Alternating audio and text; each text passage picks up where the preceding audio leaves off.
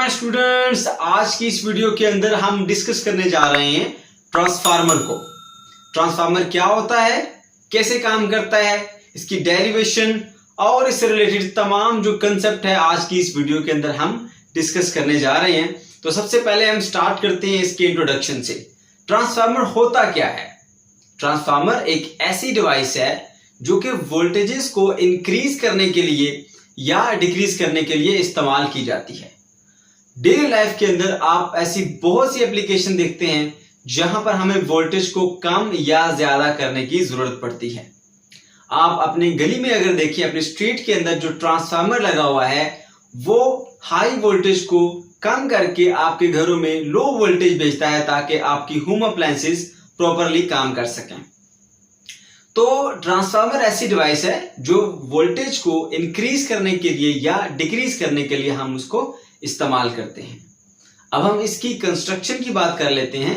Transformer एक iron की बनी हुई कोर पर मुश्तमिल होता है जिसके दोनों तरफ ऐसे वायर जो है वो वाउंड होती है। देखिए, इस तरफ भी वायर है, इस तरफ भी वायर को ऐसे वाउंड किया गया है। एक तरफ जो है हम इनपुट देते हैं, दूसरी तरफ से हम आउटपुट लेते हैं। तो जिस तरफ हम इनपुट दे रहे होते हैं उस वाली क्वाइल को हम कहते हैं प्राइमरी क्वाइल। इसको हम P से डिनोट करते हैं, दिस इज प्राइमरी क्वाइल। और जिस तरफ से हम आउटपुट लेते हैं वो होती है हमारी सेकेंडरी क्वाइल। ये सेकेंडरी क्वाइल आ जाती है, ये प्राइमरी क्वाइल और ये वाली सेकेंडरी क्वाइल। ओके, ये सिंपल सी इसकी कंस्ट्रक्शन है। अब वर्किंग प्रिंसिपल की बात करते हैं, कैसे काम करता है ये ट्रांसफार्मर। ट्रांसफार्मर म्यूचुअल इंडक्शन के ऊपर काम करता है। म्यूचुअल इंडक्शन क्या है, एक बार रिवाइज कर लेते हैं।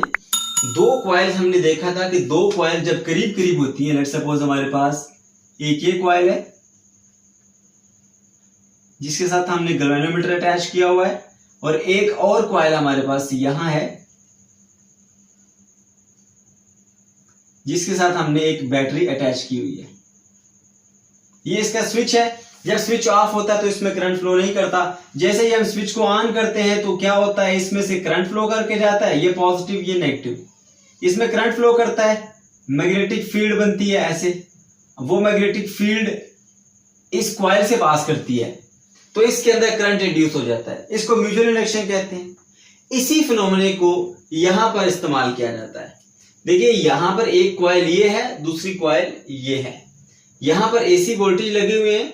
एसी वोल्टेज जो है, जब ये इसके ग्राफ, आपको पता है कि ये अल्टरनेटिंग करंट का ग्राफ इस तरह से होता है। कंटिन्यूसली करंट की वैल्यू इंक्रीज और डिक्रीज कर रही होती है। तो ये एसी करंट ऐसा करंट है जो कंटिन्यूसली अपनी वैल्यू को चेंज करता रहता है, ये कॉन्स्टेंटली मूव नहीं करता। ओके, एसी सोर्स हमने लगाया यहां पर। अब यहां पर करंट कंटिन्यूसली इंक्रीज और डिक्रीज होता रहता है इस क्वाइल के अंदर। ये प्राइमरी क्वाइल है। तो उसकी वजह से क्या होता है, कभी इस क्वाइल के अंदर मैग्नेटिक फील्ड ज्यादा बनती है, कभी कम बनती है।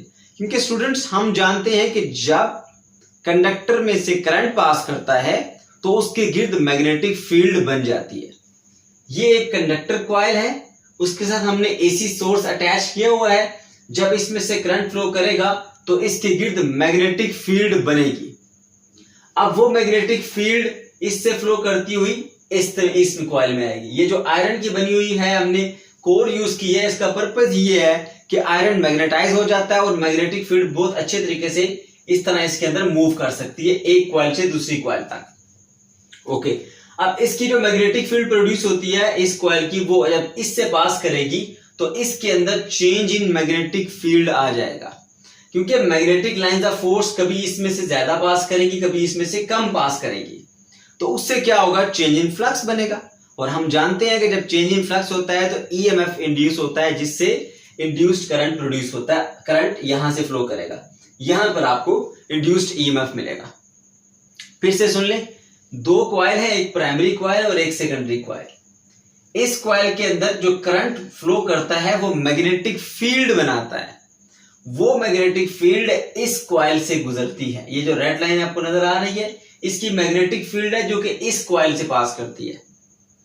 अब इधर हमने एसी करंट लगाया हुआ है। एसी करंट कंटिन्यूसली अपनी वैल्यू को चेंज करता रहता है, करंट चेंज होता रहता है। तो जब करंट थोड़ा था, मैग्नेटिक फील्ड भी थोड़ी बनी, थोड़ी मैग्नेटिक फील्ड इससे पास करके आई। जैसे जैसे करंट बढ़ता जा रहा है वैसे वैसे मैग्नेटिक फील्ड भी बढ़ती जा रही है, तो इसमें से ज्यादा मैग्नेटिक फील्ड पास करती जा रही है। फिर ऐसा ऐसा करंट कम होता जा रहा है, फिर इसकी मैग्नेटिक फील्ड थोड़ी बनती जा रही है, और वो मैग्नेटिक फील्ड जो इससे पास करेगी वो भी थोड़ी होगी। तो एसी करंट के अंदर ये एबिलिटी है कि वो अपनी जो वैल्यू है वो कम ज्यादा करता रहता है, जिससे मैग्नेटिक फील्ड एक जैसी प्रोड्यूस नहीं होती, बल्कि चेंजिंग मैग्नेटिक फील्ड प्रोड्यूस होती है। कभी बढ़ती है, कभी कम होती है, कभी बढ़ती है, कभी कम होती है। अब जो चेंजिंग मैग्नेटिक फील्ड प्रोड्यूस हो रही है वो मैग्नेटिक फील्ड इससे गुजर रही है, तो इसमें भी कभी ज्यादा मैग्नेटिक फील्ड गुजरती है, कभी कम, कभी ज्यादा मैग्नेटिक लाइंस ऑफ फोर्स गुजरती है तो कभी कम। उससे क्या होता है, इसके अंदर चेंज इन फ्लक्स आ जाता है।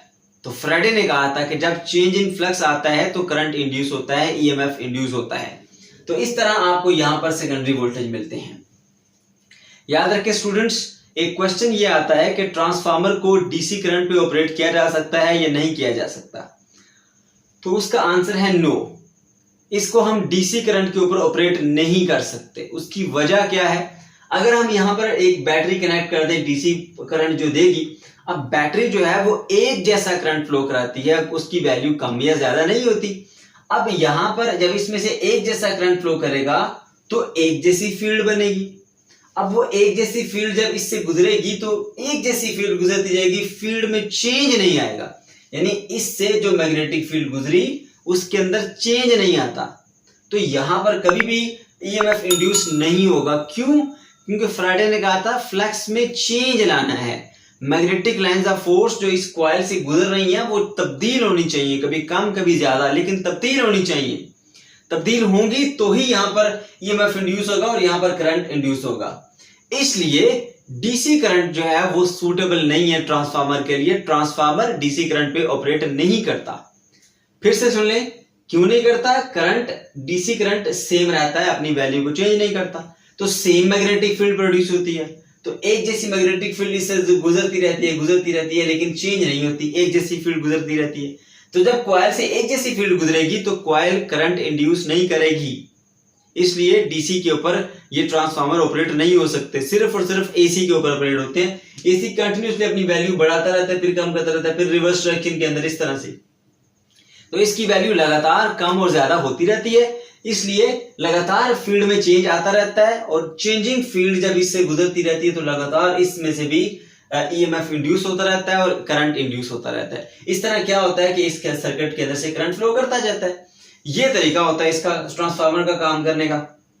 ओके, तो हमने देख लिया कि ट्रांसफार्मर किस तरह से काम करता है। हम प्राइमरी जो कॉइल है उसमें चेंजिंग वोल्टेज या ऐसा वीसी सोर्स लगा देते हैं जो कंटिन्यूसली करंट को चेंज करता रहता है। उससे चेंजिंग मैग्नेटिक फील्ड जो बनती है वो इससे पास करेगी और इसमें चेंजिंग फ्लक्स आएगा, तो यहां पर आपको वो आउटपुट पे सेकेंडरी वोल्टेज मिल जाते हैं। जो यहाँ पर हम देते हैं वोल्टेज, उसको प्राइमरी वोल्टेज कहते हैं एज अ इनपुट।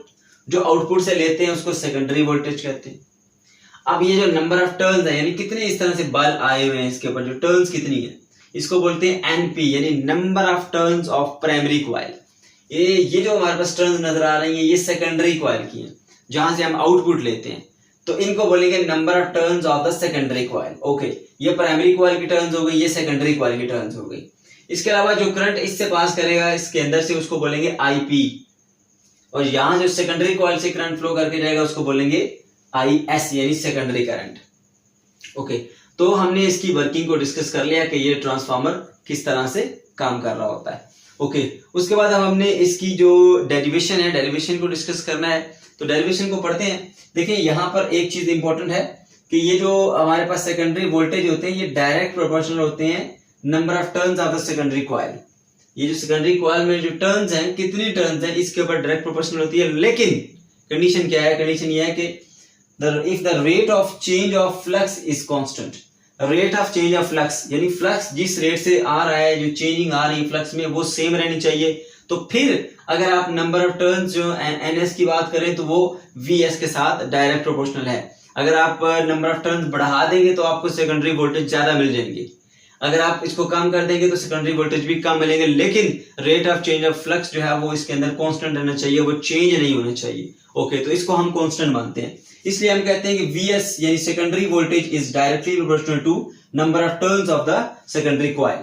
ओके, अब इसके प्रोपोर्शनैलिटी का साइन रिमूव करते हैं हम। फिजिक्स में जब भी आता है तो इक्वल लगाते हैं, साथ में कांस्टेंट। अब इतना ज्यादा ये लिखने की बजाय मैंने आपको यहाँ पर कांस्टेंट लिख दिया और ये बता दिया ये कांस्टेंट बेसिकली क्या है। ओके, इसको इक्वेशन 1 बोल दें। इसी तरह अब हम प्राइमरी की बात करते हैं तो प्राइमरी में भी जो हमारे पास नंबर जो प्राइमरी वोल्टेज होते हैं वो डायरेक्ट प्रोपोर्शनल होते हैं number of turns of primary coil. Okay, इसी तरह से प्रोपोर्शनैलिटी खत्म करेंगे, इक्वल आएगा, साथ में कांस्टेंट। ओके, इन दोनों को हमने डिवाइड करना है तो डिवाइड करके हमें क्या मिलेगी, ये इस इक्वेशन को और इस इक्वेशन को, VS over VP NS over NP। Constant constant से कट जाएगा इसलिए हमने यहाँ पर कांस्टेंट नहीं लिखा। तो VS over VP is equal to NS over NP। ये हमारे पास एक फॉर्मूला है जिसको आप यूज करेंगे ट्रांसफार्मर के जो डिफरेंट न्यूमेरिकल्स है उसको सॉल्व करते हुए। बहुत आसान और सिंपल है फॉर्मूला। अब हम नेक्स्ट पॉइंट की तरफ बढ़ते हैं, आइडियल ट्रांसफार्मर। आइडियल ट्रांसफार्मर क्या होता है जी? ऐसा ट्रांसफार्मर जो कि सारी के सारे इनपुट को आउटपुट में कन्वर्ट कर दे, यानी सारी इनपुट को एज आउटपुट दे दे, कुछ भी उसके अंदर लॉसेज ना आए, कोई किसी किस्म का लॉस ना आए। जो इनपुट मिली वही आउटपुट आपको मिल जाए, जितनी एनर्जी आपने इनपुट दी उतनी आपको आउटपुट में मिल जाए। लेकिन ऐसा पॉसिबल नहीं है, कुछ ना कुछ लॉसेज जरूर आते हैं। ऐसा कभी नहीं हो सकता कि 100% जो है वो या हम यूं कह लें कि हमने विदाउट लॉस एक ट्रांसफार्मर को रन कर लिया है। तो ये एक आइडियल ट्रांसफार्मर होता है जिसकी इनपुट पावर और आउटपुट पावर जो है वो बराबर होती है।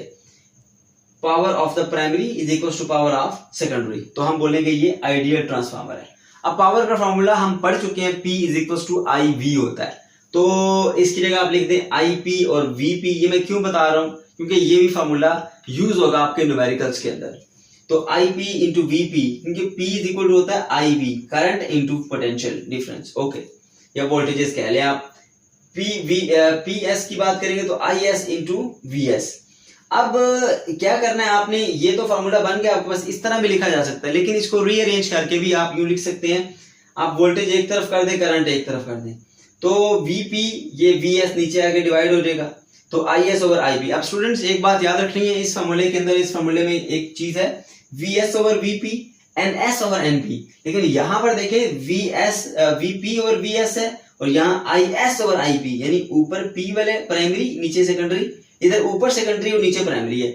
बाद बच्चों ने ये याद किया होता फॉर्मूला, ये वाला VS over VP NS over NP, तो वो इधर भी ऐसा ही करते हैं, VP over VS IP over IS, तो वो गलत हो जाएगा।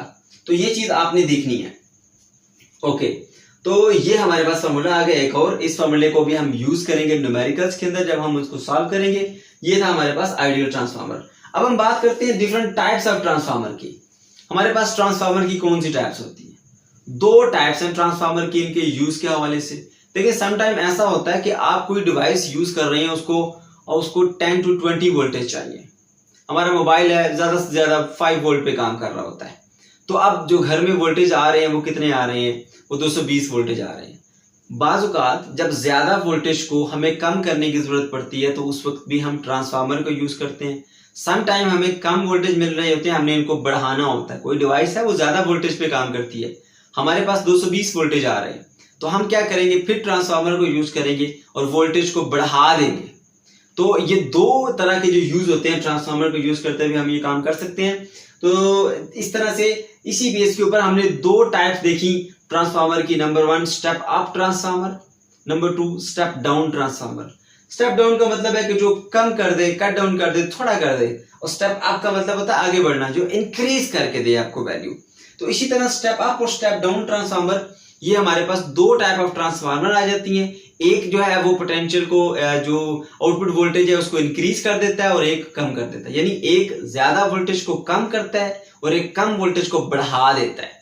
जो स्टेप डाउन है, इसके नाम से जाहिर है कम करना, डाउन लेके जाना। तो स्टेप डाउन ट्रांसफार्मर ऐसा ट्रांसफार्मर है, इसको आप वहां यूज करेंगे जहां आपने ज्यादा वोल्टेज की बजाय कम वोल्टेज आपको रिक्वायर्ड है, तो ज्यादा को कम करना होगा तो आप स्टेप डाउन ट्रांसफार्मर यूज करेंगे। स्टेप अप ट्रांसफार्मर आप कब यूज करेंगे? जब आपके पास जो वोल्टेज आ रहे हैं आपको उससे ज्यादा रिक्वायर्ड हो, तो फिर आप स्टेप अप ट्रांसफार्मर का यूज करते हैं ताकि इन वोल्टेजेस को इंक्रीज किया जाए। तो ये हमारे पास स्टेप अप ट्रांसफार्मर है जो कि कम वोल्टेज को ज्यादा करके आपको देता है। अब इनके अंदर जो कंस्ट्रक्शन वाइज देखा जाए तो नंबर ऑफ टर्न्स का डिफरेंस होता है। देखें, यहाँ पर अगर प्राइमरी के नंबर ऑफ टर्न्स देखें तो ज्यादा हैं, सेकेंडरी के टर्न्स जो है वो कम हैं। तो ऐसा ट्रांसफार्मर जिस पे नंबर ऑफ टर्न्स सेकेंडरी पे कम हो, प्राइमरी पर ज्यादा हो, तो बोलेंगे ये स्टेप डाउन ट्रांसफार्मर है। कैसे याद रहेगा? आपको आउटपुट कहां से मिलनी है? सेकेंडरी से। तो सेकेंडरी वाली ज्यादा है या कम? कम है इसके मुकाबले में, तो बोलेंगे भाई ये ऐसा ट्रांसफार्मर है जो ज्यादा वोल्टेज को कम कर देगा। फिर जब हमने प्राइमरी इसकी बात करनी है स्टेप अप ट्रांसफार्मर की, तो इसमें देखें सेकेंडरी से आपने आउटपुट लेनी होती है। अब अगर यहां पर ज्यादा टर्न्स है तो आपको ज्यादा आउटपुट मिलेगी, नंबर ऑफ टर्न्स अगर इस पर ज्यादा है तो आपको ज्यादा आउटपुट मिलेगी। इसलिए जहां आपने आउटपुट लेनी है वो मिकदार अगर ज्यादा है तो ये स्टेप अप ट्रांसफार्मर है। सेकेंडरी से हमें आउटपुट मिलती है, ये सेकेंडरी वाली ज्यादा है टर्न्स प्राइमरी से, तो ये स्टेप अप है जिसमें सेकेंडरी की जो नंबर ऑफ टर्न्स है वो ज्यादा है। तो अगर सेकेंडरी के नंबर ऑफ टर्न्स ज्यादा है प्राइमरी से तो स्टेप अप, अगर सेकेंडरी के नंबर ऑफ टर्न्स कम है प्राइमरी से तो बोलेंगे स्टेप डाउन ट्रांसफार्मर। तो ये दो हमारे पास डिफरेंट टाइप्स आ गई हैं ट्रांसफार्मर की। इसके बाद अगर हम बात करें इसकी यूजेस की, तो ऐसी बेशुमार अप्लायंसेस आपको मिल जाएंगी जिसके अंदर ट्रांसफार्मर का हम यूज करते हैं। जैसे आयरन है जिसको हम यूज करते हैं ड्रेसेस वगैरह को प्रेस करने के लिए, अब उसके अंदर भी ट्रांसफार्मर लगा होता है क्योंकि उसको ज्यादा वोल्टेजेस चाहिए होते हैं। घर में 220 वोल्ट आ रहे होते हैं तो वो क्या करता है ट्रांसफार्मर, उसको इंक्रीज करके उसको वोल्टेज दे देता है। इसी तरह आपके घर में बहुत छोटी छोटी डिवाइसेस जैसे शेविंग मशीन और बहुत सारी ऐसी चीजें होती हैं जो बहुत कम वोल्टेज पे काम करती हैं, 5 वोल्ट 6 वोल्ट 10 वोल्ट पे। अब आप क्या करते हैं, फिर आप ऐसा करते हैं एक ट्रांसफार्मर को यूज करते हैं जो 220 वोल्टेज को कम करके रिड्यूस करके 5 वोल्ट या 10 वोल्ट या 20 वोल्ट जितनी रिक्वायरमेंट होती है उसके मुताबिक डाउन कर देता है उसको। तो इस तरह बेशुमार यूजेस है आपके पास रियल लाइफ के अंदर, आप देख सकते हैं जिसमें आप ट्रांसफार्मर का यूज करते हैं। तो ये था हमारा आज का ट्रांसफार्मर का टॉपिक। अगर आपको कोई क्वेश्चन करना है तो आप कमेंट सेक्शन के अंदर जरूर पूछ सकते हैं।